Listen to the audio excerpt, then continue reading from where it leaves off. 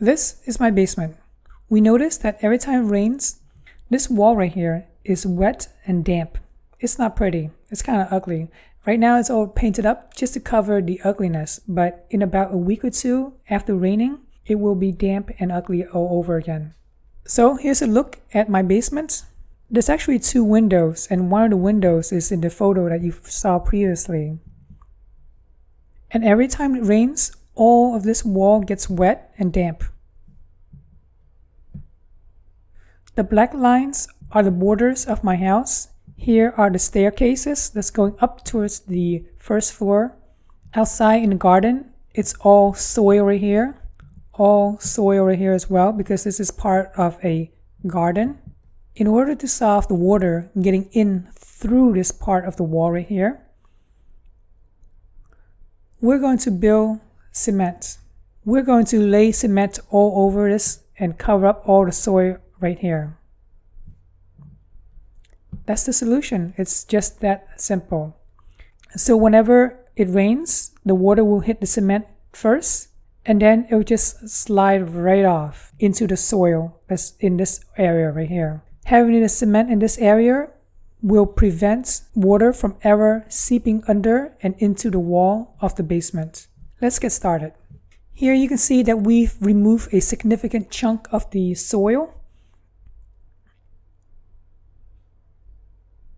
We have so much brick left over from a previous project that we didn't know what to do with it. So we're just going to lay it and then pour the cement over. You can see that he's building the frame for the cement to be dumped into. By the way, here's a bunch of soil bags that we excavated. This area is about 5 by 5 feet, and it's a bunch of soil, maybe about 20 bags of soil.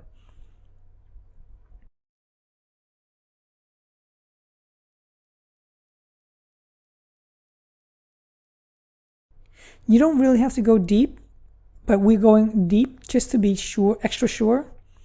And this is about maybe 8 inches that we're going under. Ideally, 4 inches is perfectly fine, but we just want to make sure that it will be durable. On the left hand side, you can see the piece of wood that's serving as the frame. That way, when you pour cement over, the cement doesn't just drip out into the garden further. For a 5 by 5 by 8 inches deep, we are using about 20 bags of cement. It's a lot. These cement bags are already pre-mixed. That means there's stone in there, there's cement, and there's some sand in it as well. All you have to do is pour the cement out, mix it with water, use this tool to mix it up, around, and all about. The consistency should be like loose soup. It's not like New England clam chowder soup consistency. It's not that thick. It's really loose. It's more like spaghetti sauce loose. And as you mix it, just dump it out.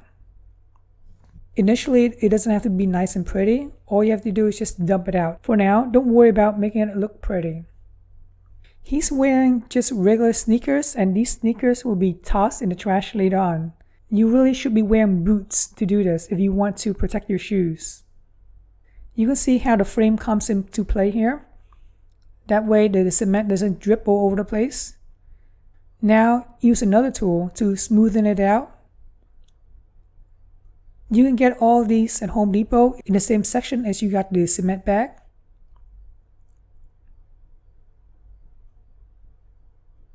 Wherever there's too much water, just go ahead and pour some cement over it. Don't mix the cement, pour the cement powder over it to dry it out faster.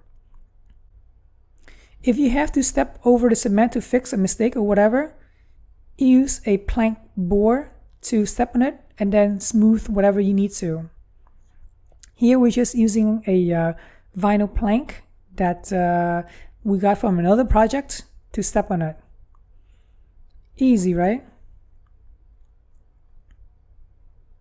This whole thing is really labor intensive, but you can easily do it yourself if you have the time. Afterward, we're just going to use a brush to brush it out to make it rough. During the winter, oh yeah, we have winters here, to make sure that the cement is not slick when ice forms. You can go crazy and buy all the tools you want, but we're just buying the essential tools here to make the job good enough. I want to show you something. When you build the frame to lay the cement down, make sure that you're using a level tool so that you can see that it's sloping downward that way.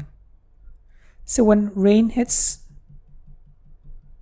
it will just drip straight down towards this way. You don't want it to drip into the basement, obviously, and you don't want to annoy the neighbors by dripping it into their yard. Just make sure that it's dripping only one way, which is down towards the garden or away from the house. Hope you found this tutorial helpful in preventing your basement from getting wet whenever it rains. This was one of the big projects that I wanted to do forever, but I never had the time because this is time consuming. So for a 5x5 and on the other side 5x5 by 5 inch deep, I got a ridiculous quote for like $4,000. But being cheap and not having money, I said to myself, I can do it. Yeah, we can do it, definitely. After all is said and done, it cost us about $300 for the cement, and then maybe another $100 for tools, and then 2 days worth of work to do everything. Total parts and material is about $400, and labor, well, I don't know how much you pay yourself, but labor is like 2 days, as I mentioned before. Hopefully this gives you some confidence in doing your own cement work. I really appreciate you guys subscribing to my channel, and thanks for watching.